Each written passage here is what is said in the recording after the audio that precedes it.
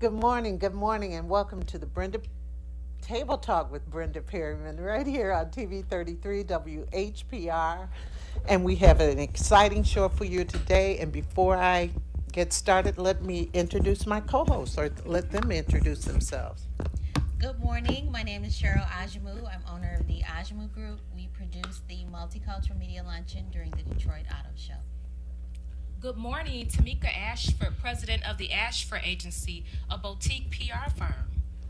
Dr. Rose Moulton, clinical psychologist and author of Bloom 7 Steps to Personal Transformation. Now, this is a very, very interesting show that we're having today, but I'm going to do On This Day by Mr. Ken Coleman, which is one of our co-hosts sometimes when he's not busy, but he's a wonderful gentleman, and he wrote On This Day, October 10th in 1929. Elijah McCoy joins the ancestors. The local resident was 85 years old.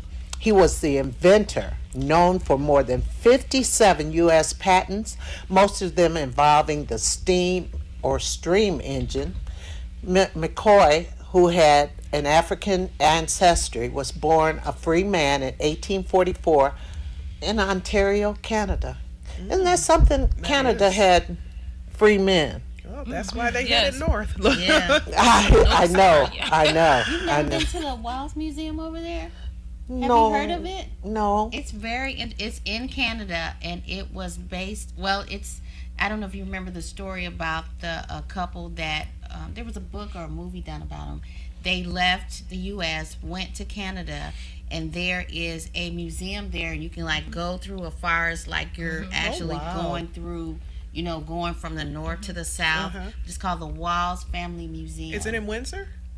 I think it's in Windsor. I awesome. think Right it's in outside Windsor. of Windsor. Oh, that Or it would might be be Check that out. Toronto. I'm not sure, but it's that would be very a interesting. wonderful family trip. Yeah, would be. yeah. Speaking of trips, today a new movie is coming out called Addicted, and and it's from a book by Zane, and a lot of people are looking forward to seeing it, Dr. Rose Moulton. Oh, yes. And we have a guest here this morning who is going to talk about the film, and I think we have a free pass. So we will be back in just a moment.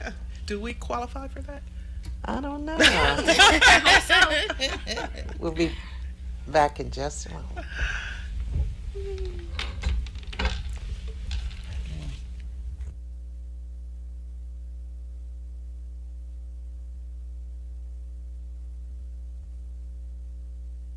The views and opinions of W33BY, its affiliates, management, or sponsors. Table Talk is brought to you by Livingston Family Dentistry and Oak Park Residential. Livingston Family Dentistry knows the value of a healthy, beautiful smile. With over 30 years of experience, Dr. Ronald and Dr. Blake Livingston and their friendly staff are committed to making you feel comfortable, informed, and satisfied. So whether it's routine dentistry, cosmetic improvement, or complete restoration, bring your smile back to life at Livingston Family Dentistry, located at 13724 Woodward in Highland Park. Call now, 313-883-3050. If your teeth are not becoming to you, then you should be coming to us. If you unfortunately get hit by a car, let Oak Park Residential assist you with your recovery. Oak Park Residential specializes in care for auto accident victims, especially pedestrians and bicycle accidents. We work closely with your doctor, family, attorneys, case managers, and we offer other services, including transportation and therapy. Oak Park Residential is totally committed to getting lives back on track. Call us today at 248-629-7951. Okay, we're back. We are back. We are back. And it is my pleasure to introduce to you Mr. Cornelius Gross. Good morning, Cornelius. Good morning. Good morning. How are you? I'm blessed. Well, you're promoting a much Anticipated. anticipated film today. And can we hold up the poster a little? Yeah, the movie is Addicted. And like you said, it's based off the novel by the author Zane. Uh-huh. You ladies are familiar. I'm not a reader. So tell us about the movie, and then we have we have a trailer from it too. Okay. Well, the movie is about a young lady.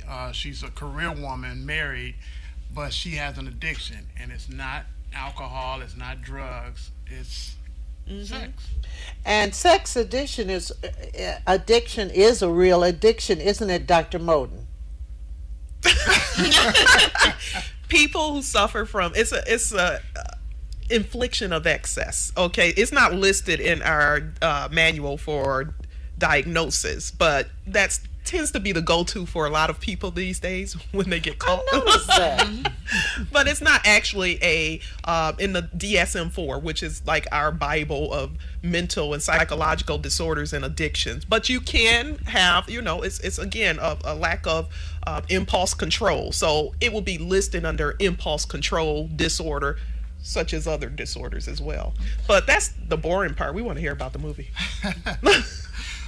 Well, it stars the beautiful Sharon Leal. And for you ladies, Boris Kojo. Oh, yes.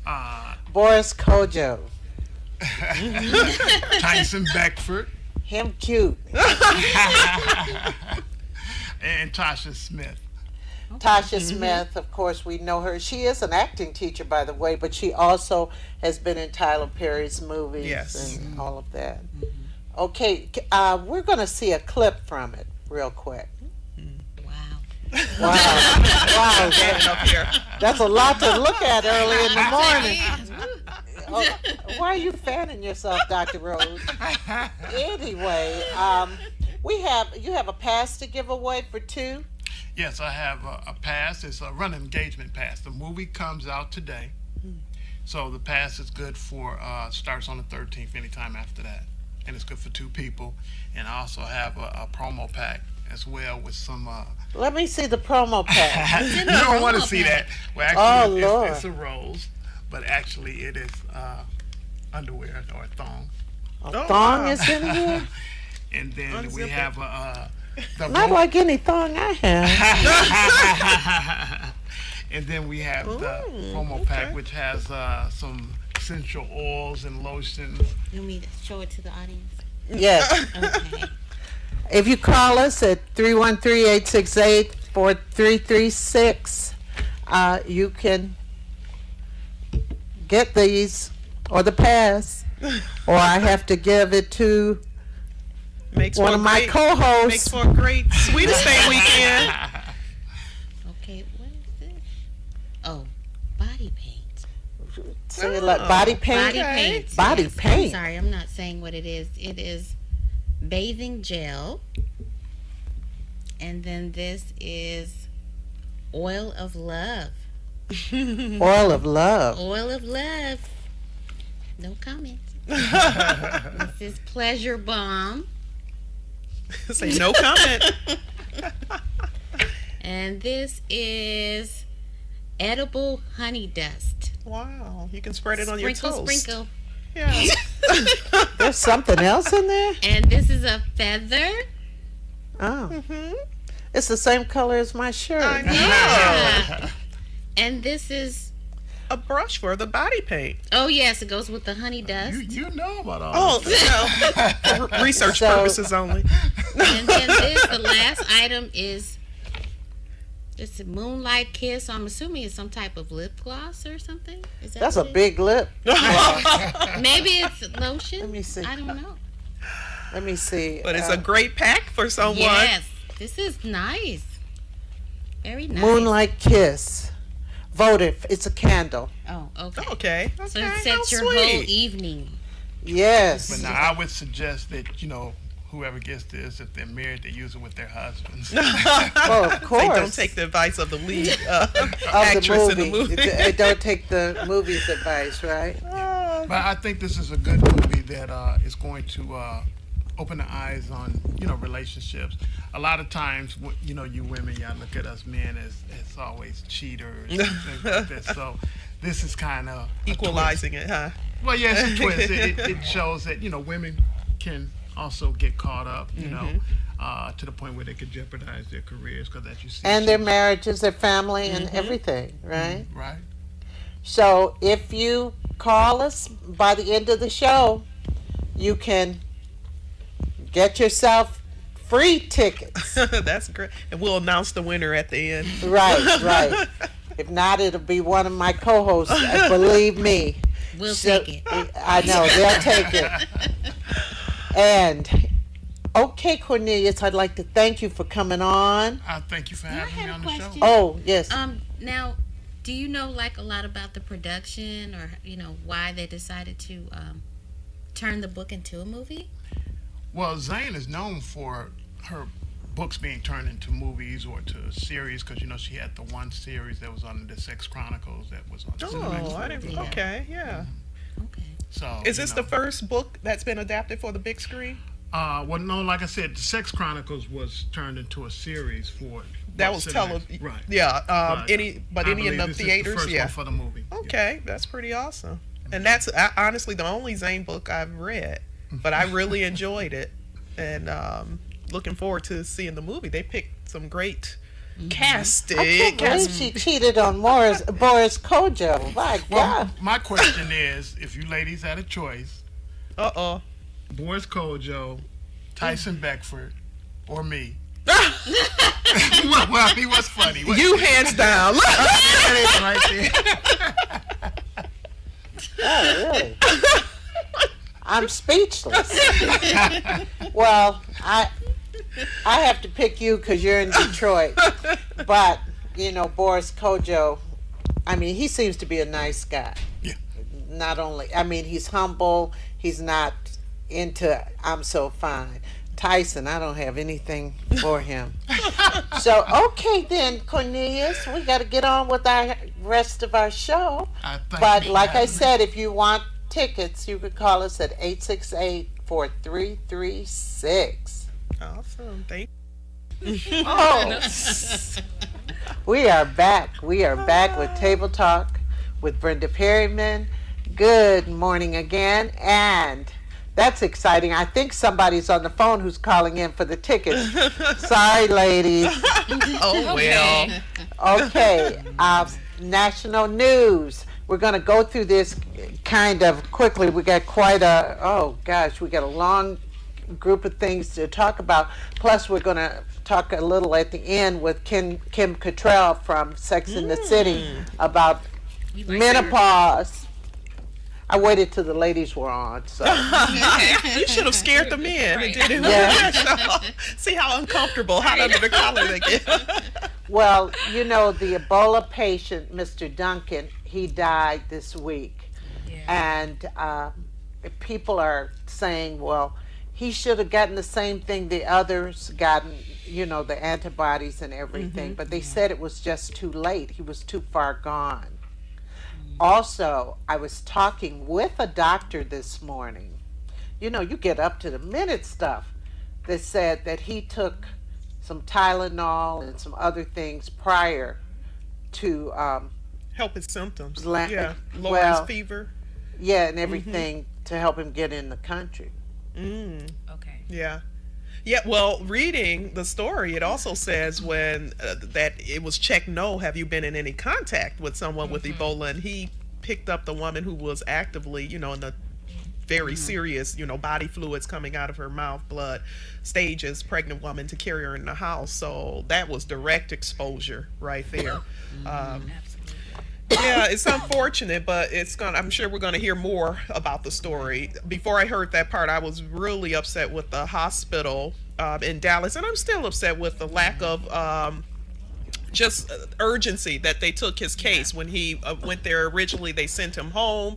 He was home for a few days, and we all know from what we're learning from the news shows, the quicker that the virus is treated, the better the prognosis. Right. So there were very critical days in which the virus just really, ravished and took over his body, that he could possibly be alive. With all that said, it also sounds like he wasn't necessarily forthcoming, if the stories are true, about his exposure prior to coming in the country, and that puts other people at risk. Yes. Well, the doctor that I spoke to this morning said that, wouldn't you want to get over here?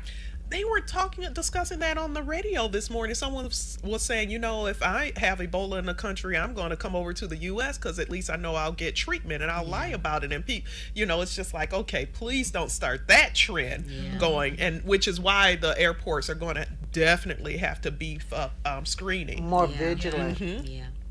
They're going to have to be more vigilant.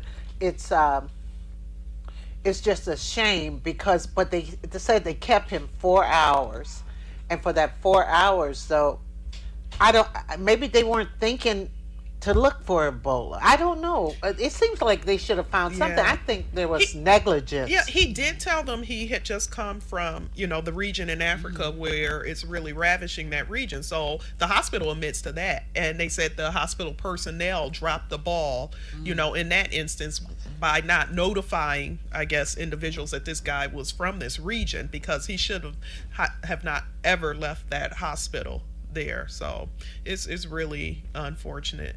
But one of the things, if you want to look at, I guess if you can say there's a bright side, we are not as, I think, as speedily as we need to, but becoming more educated about the virus. But there's still a lot of misconceptions out there that has people just in panic and an uproar. Absolutely. I was talking to a doctor, and he was saying that now we have an article that says the panic is worse than the disease.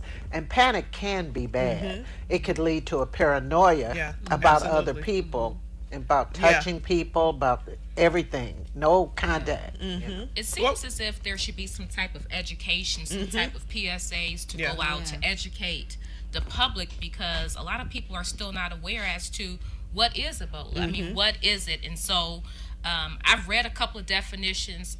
I still feel like I don't have a real clear definition as to what this virus is or how it's transmitted. Absolutely. Well, what we do know is that it has to be transmitted through bodily fluids. People are equating this, and I'm equating it not necessarily the disease, but the confusion and the just pandemonium that's going on with it now to the AIDS epidemic of the early 80s, where people really didn't know. You remember when kids weren't allowed to go to school if they had it, and people were just ostracized. Yes. You can't get Ebola from a sneeze. There was a story this morning. Yes, I saw that. You saw that the United Airlines on its way to Dominican Republic, and one of the passengers sneezes and jokingly says, I have Ebola. Yeah, I saw that. They grounded the plane, hazmat suits are on. I mean, and you understand, again, it's a lack of information as to what's going on. This guy didn't even have a fever. He just sneezed. He should have been shipped back to the U.S. and missed out on his vacation. You don't joke about that at all. But I'm really kind of surprised regarding the Center for Disease Control. I would just kind of think that the sense of urgency would put something out there. Yeah, and just the communication or the lack thereof. We do live in the information age, and again, I'm just floored by just the lack of information. When you look at what Dr. Rose was talking about in the 80s with AIDS, it's because there was a lack of information. Yeah. So here we are 30 years later, and there's all of these misconceptions out here. And so why aren't we educating the public? I don't get it. I don't get it either, but my cousin, she's a captain with the Centers for Disease Control. She's in Atlanta. She's a doctor. So I will... I'm going to check with her. Yeah. I'm going to check and see why they haven't been more forthcoming. Because what's happening now, the media, is reporting They've all this. taken Taken charge, and it's so much misconception. Then you have public figures such as your Donald Trumps and your Rush Limbaugh, who are just feeding, fuel to the fire. Feeding the frenzy. Does anyone know how it got started? I haven't been able to. Well, it's been around for many years, and it's so bad, though. See, they've had supplies in Sierra Leone, I think, just sitting there on the docks. There is so much corruption in some of those countries, and they'll just be sitting on the docks, not getting to the people they're intended for. That is so unfortunate. It's like I said, a lot is due to corruption, a lot is due to money as far as you got to pay for this. Yeah. Now, when one of the people in charge, their child gets it and so forth. But with it, you start bleeding out of your face, out of your eyes. I mean, there's so much is going on. There's no control. It's a horrible. Yeah. And I hate to use the word pandemic, but it can become one if we don't act more aggressively. President Obama is trying to get them to act aggressively. There are a lot of nations too that are dragging their feet. Because it can be treated. That's the good news. Yeah. We've seen it successfully treated in the doctors that were flown back here a couple of months ago. So it can be successfully treated. It's just a matter of, like you said, in the areas hardest hit, the supplies and the treatment measures are not readily available to them because of corruption, because of infrastructure, and so many other reasons. I think in those areas they say it's combined over 3,000 deaths. Now, those are significant, but at the same time, flu, you look at some flu deaths in the United States, it can compare to those numbers as well. So it's just a matter of, like you said, really getting a hold of it and containing it, and to be educating the public, like you said. And it's an urgency to do that. And like you said, it happened during the AIDS, when AIDS was discovered, the epidemic, how they ostracized people and everything. Wow, look at the Alabama pastor who admits that he has AIDS, but he slept with church members. He's going to bust, where all of them. No, seriously. Wow. It's a pastor, Juan McFarland. He admitted that he had AIDS and had slept with church members without revealing his condition. He should go to jail. Well, I'm sure he will. He should go to jail and go to hell. First of all, why are you sleeping with multiple women in the church? I know, yeah. The pastor. Right, thank you. I mean, unfortunately, we've heard that case far too often. We've heard that before, but in 2004, he contracted. In 2003, he contracted it. In 2008, he was diagnosed with full-blown AIDS. Wow. And they say, I'm reading here, his biography is still up on the church's website, describing him as a steadfast, immovable, and always abounding in the work of the Lord. It's funny. He should have a picture up there, but it said bounty, wanted dead or alive. Exactly. Because that was wrong. Yeah. Dead wrong. I know I'm moving through this, but we don't have as May much I add time. one thing, Ms. Perriman, to that? The ladies aren't talking in the church. You would think that if he's sleeping with multiple women, somebody would know. Well, they're something. probably So, going getting checked. Okay. Let's hope so. A lot of people won't, though. I mean, honestly, there's a lot of denial with that, where people right. won't, and they'll continue to transmit it to other individuals. But it's just an unfortunate situation. But like you said, that's not a story we haven't heard before about ministers. Yes. But sometimes, that's a whole nother You don't have that time. I used to live upstairs of a minister, a pastor. My family, it was a big two-family flat when I was coming up. And the wife would she'd go to, the woman would call him, Pastor, I need you. And she'd go with him. And one particular night, she went with him, walked in the door, and 4 of the women of the church were standing around there naked. Oh, wow, they had a party. Yeah, they were planning to have a party with him. Maybe they were reenacting the Adam and Eve days Yeah. before clothing. Yeah, he was Adam, and they were 4 Eve. Right. I mean, I hate but I mean, some people can put themselves, and a preacher sometimes is so charismatic. Any predator, be it a minister or a child molester, they seek out vulnerability, and we know the churches are. That's where people go who are vulnerable, seeking answers, and so they take advantage of that leadership role. We've seen it. Like I said, anyone in position of leadership who could be a predator. Youth group leaders. Name church. it. We can just go on and on, but Name it. that's a prime environment. Even the guy from that movie, that TV show. Yes, the Stephen Seventh Heaven. Collins. Yeah, from the Seventh Heaven. Yes. Yeah. He admitted to. Oh Lord, who can you trust?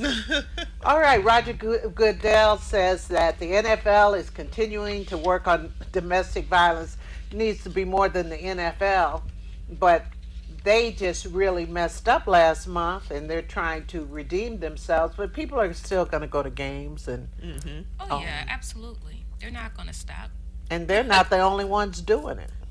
No, no, no. But it brought light to the issue again, and how rampant it is in that industry or organization as well. So hopefully the men, the players, and anyone else who's just following these stories will understand that it's not acceptable, and how it could lead to you just losing everything. Yes, yes. I always say today's news is tomorrow's toilet Yeah, paper. yeah. It can be tomorrow's toilet paper if you don't handle things right. And as I mentioned a few weeks ago, they put a black face on so much of this. Yeah, yeah. The media Unfortunately. has. Yeah. The media has. And the thing is that sometimes they're families who have this going on in their houses, and this is what their boys or girls see. Absolutely. And you have to be very, very careful of that, and we could go into that. That's something else where it's the responsibility of the parents or the adults. Don't be sitting up there fighting and Yeah. demeaning and letting your children see that. In fact, you just have to take these people out of the equation. And then see that it's brought light to the fact that this happens on all socioeconomic levels. Again, like you said, the face that is being represented is not just representative of the households that this happens in. It happens in all cultural background, ethnicity, socioeconomic backgrounds, from people in the top 1% to people bottom 1%. It's just a unfortunate existence in our society. And October is Domestic Violence Awareness Month, so it kind of led right into bringing that. more awareness. Have to we this had problem. a call yet about the tickets? Oh, no one has called about the tickets yet. 313-868-4336. But ladies, you still have a chance. Okay, next, I was very affected by that candlelight visual for that young lady who was in a club, and the guy had asked for her number and she said no, and he ended up shooting outside the club, and it killed her and injured some of her family members, and her fiance was there Yeah, also. so horrible. What do you do? Well, I remember one day I was walking down the street and I was going into Comcast when Comcast was in Detroit. I was just going over there to pay the bill on Puritan or Schoolcrafts or something. And I was going in, and this guys were in the car. They said, "Hey, beautiful, this and that," and I was just ignoring it. And he said, "Well, I take it back, B." And he just, they start yelling and Yes. harassing you. But what do you do when someone just keeps pursuing? You have to be cool, and you have to really plan ahead on how you're going to turn the guy down gently. Like, for example, one of the things I may do, I may say, "Oh, my man is on probation," and if he doesn't get his act together, then I might have to call you. You just got to kind of put your actress hat on. Or give them a fake number. Yeah, but the I've thing about the never fake, heard that the before. thing Yeah, about right the then. thing about the fake You have number cell phones Yes. now. Yeah. Yeah. is So- they have the cell phone. They'll call. Oh, He right said, "He said, put it in my or have So you." maybe yeah. you take the man's phone number, and you kind of stroke his ego a little bit and tell him again that your man, he's on probation, and if he doesn't get his act together, then you're going to call him. And just kind of wink at him and just keep it moving. But I think it is difficult just to say an outright no, especially if you're looking at the environment that you're in, and then the posture of the guy. Yeah. I'm not even going to call him a man. The posture of a That male yeah. who's approaching you.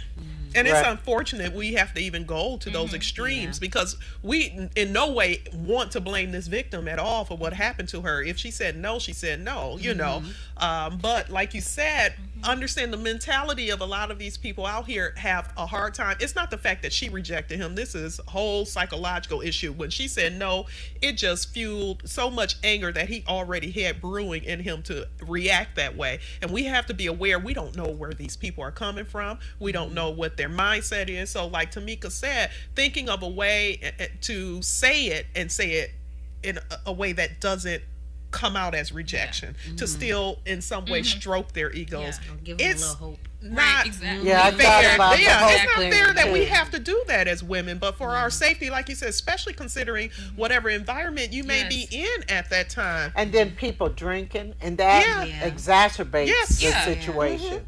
It's very sad. And then we're going right into Domestic Violence Awareness Month, where it started in 1981. But a lot of the past few years, this more attention has been drawn to it. And domestic violence really, in a way, starts when you're young. You could be a teenager and be, abused by a boyfriend or a girlfriend. Women abuse people too, and it's physical and Emotional. Emotional. Verbal abuse as well. Do you all remember the movie The Burning Bed? Yes. In the 1980s, and that brought a lot of attention to domestic violence. But just wanted to kind of piggyback on what Ms. Perryman talked about, the verbal abuse. A lot of times it does start there before the guy even hits you. And again, always take it back to the women, that the power that we have as women. And a lot of times I believe that you see signs early on, and it's a matter of, do you want to acknowledge the sign that you saw? What are you going to do about it? Because I never believe a guy, he just came off and hit you. He showed you step 1, step 2, or step 3 that he was about to hit you, in his actions, his posture, the way he looked at you, the way he talked to you, and his overall response. And they're red flags. Yeah. And even if it's not physical abuse, domestic violence can also include, like you said, the verbal abuse. It may never be a hand laid on you, but even emotional and verbal and economic abuse can wreak as much havoc as physical abuse can as well. So people who say, well, he never hit me, or, have excuses or defenses like that, it still could be just really taking a toll on your self-esteem. I was Absolutely. It can paralyze you. I mean, it could have you self-doubting, which will impact your overall life. And if there's kids in the picture, that's, as a psychologist, I've treated women who have stayed in relationships for upwards of 25, 30 years that have been physically abusive. And again, no there are no barriers. These women are highly educated, to ones who may not have much education. It doesn't discriminate against anyone. But I always feel bad for the children, because what seems to happen is that, especially if they have multiple children, the children go to one or the other extreme. Children either become abusers themselves who've witnessed this, or they become the abused. And there's very rarely that I find that middle ground, and you see it, and it just becomes a vicious cycle that continues to repeat itself through generations until someone is, has the strength to say, this is where it ends. It ends right here. Yes. Well, tomorrow is an event that you're participating in, right? Yeah, I'll be one of the workshop facilitators at SAFE's annual Health and Wealth Expo, and this is great. It's a free event for the family. Both men and women can come. You can even bring the kids, because there are things to do. They even have this year an area for the breastfeeding moms.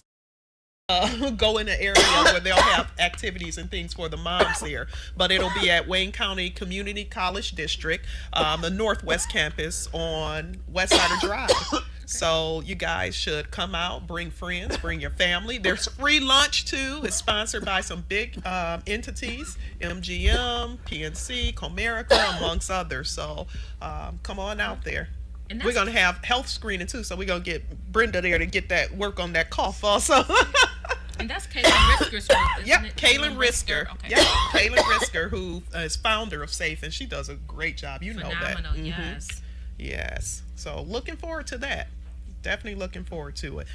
And I know you, speaking of that, there were signs. You guys want to kind of go over the different signs that you're in an abusive relationship? So just your inner thoughts and feelings. Like, if you just feel it doesn't feel right, trust your gut. Like, we know, especially those things that you're afraid to tell your friends, or you're not going to share with anybody else, because it brings shame or embarrassment to you. Sometimes those are the things that you most need to speak about. Don't keep those things to yourself. And Cheryl, you want to? Oh, you want me to read these? Well, you can share, some of those there. Okay, it says, do you avoid certain topics out of fear of of angering your partner? Do you feel that you can't do anything right for your partner? Walking on eggshells. Right. People who do Believe that. that you deserve to be hurt or mistreated. Wonder if you're the one who's crazy. And that's one I see in practice a lot, where you'll have the couple and they'll say, well, I know he did that. And he'll say, no, you did that. You know, it's that mind manipulation, putting the thing back on. And the person starts, you remember that Eddie Murphy stand up where it said, it wasn't me. You know, and the woman starts saying, maybe it wasn't him or what, but you saw it with your own two eyes. Or more manipulation. That's good, that manipulation. Yeah. You know, I have on my signature line, don't second guess you.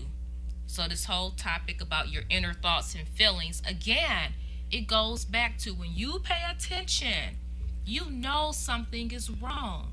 You cannot second guess yourself. You don't have to have all of the evidence. You'll know on the inside that something is wrong here. Yeah. And there is always, you were speaking of this a few minutes ago, that, you know, the red flags, or what we call in the mental health field, grooming behaviors. And so what that is, the person starts grooming you before the first strike is lands on you. They start grooming you, and grooming could be isolating you from friends and family. That's one of the telltale signs. They start criticizing, around you, your friends and family. Those aren't really your friends. Have you doubting, are these people I can reach out to? And or when your friends and family come over, they cause some type of scene that makes your friends and family say, I'm not going over there anymore. That's the ultimate goal. The ultimate goal is to start isolating you from people who can be your rescuers, because they want you to be all to themselves and dependent on you, dependent on that person socially, economically, emotionally, in all those ways. And when you see people start doing those type of behaviors, and I think I can remember dating someone before, and it was that situation going on where you could see when they would get around friends and family, would be some conflict, and like, where does that come from? And I started noticing that, and those were big red flags that made me run quickly. Take off. Well, excuse me. This cold, but anyway, these are some of the things that we started dealing with the teen dating violence prevention program I created. Letting young girls and guys, because girls can be terrible too, and they can dog out the guy so much that he's just down on the ground. And that's learned behavior. Again, what I said, it started in the family generations before. And it just continues to perpetuate itself. It continues to do it. And so when the women who belittle, oh my God, I'm working with some women now who are some of the, I tell them they castrate their men, with the way that they speak to them, the way they belittle them. But when they give me their history, it was something that they saw growing up. They saw their mom doing it. They saw their grandmother or aunts, treating people that way. So you look around you, ladies, look around and see what your children are viewing, because it's a saying you have, Brenda, something about when you raise your children, you're raising your grandchildren. When you raise your children, you're raising your grandchildren. I was in that situation, and I don't really like to talk about it too much, especially publicly, but what I had to do, and I spoke about this nationally when I was on tour, was I have a son and two daughters. I didn't want my son to grow up thinking that he can abuse a woman. I didn't want my daughters to grow up thinking they could be abused. And those are that's our responsibility. And I remember people telling me, oh, but you'll starve and whatever. Well, if I have to eat beans and sleep in a hollow log. That's right. And we're going to talk about this a little more next week. I have a video that I want to put on. Kim Cattrall from Sex and the City. I did an interview with her. It's just a 5-minute interview. And it was about menopause, something that you all have to look forward to. I don't want to have that conversation. I had that conversation with my daughter yesterday, my Did oldest you? daughter. She said, I don't know. Well, there's such a thing as perimenopausal. It is. And Heather's about that age that I am. So we're starting to see some changes going on. Yeah. Well, if we could put on that interview.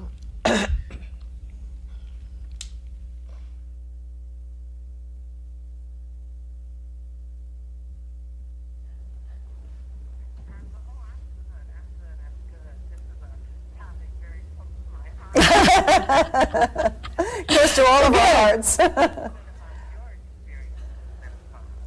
Well, my first experience, Brenda, with menopause was actually on a film set. We were shooting a scene from Sex and the City, and Samantha was having her first hot flash. And so the first thing I did, you know, as a very dedicated actress that I am, I called my health provider, and we had a conversation of really what a woman could expect on her first hot flash.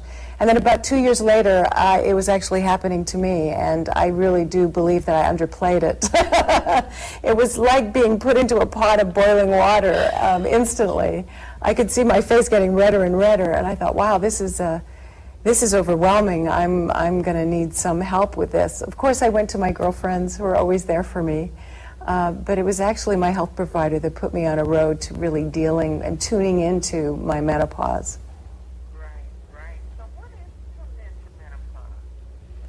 Well, it's really about, Pat Season is about tuning into what is going on for you in your body, the change that is occurring, which is medically absolutely natural, isn't it? Yes, and tuneintomenopause.com really gives women some important information.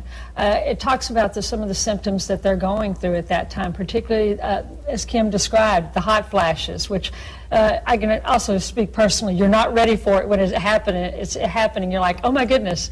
And to let them know if they're having these hot flashes that most women do have them. 80% of women have hot flashes when they're going through the menopause, and half the time they can be moderate to severe. But also there's information on there about the declining bone density that can occur at this time. As you're going through menopause, estrogen levels go down, the bones can start to thin. That can lead to osteoporosis. So it's very important that women take ownership and really learn about the things that are going on at this critical stage of their life so that they'll have, you know, be better prepared on how to manage these problems. Yeah, I remember when I was going through it, and I used to pee, and I'd have the windows open and It was December in Detroit.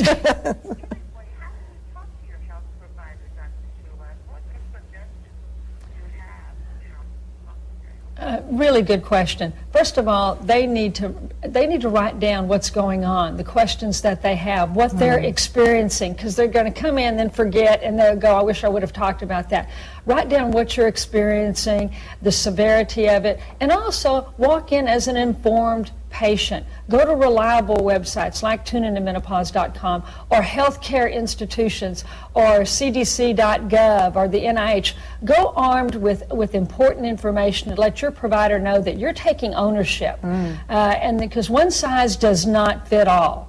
What your healthcare provider recommends to you may be different than what they recommended to your friend or your neighbor. So, or your sister. Or your sister. So it's this is a time that's very important and it's very individual.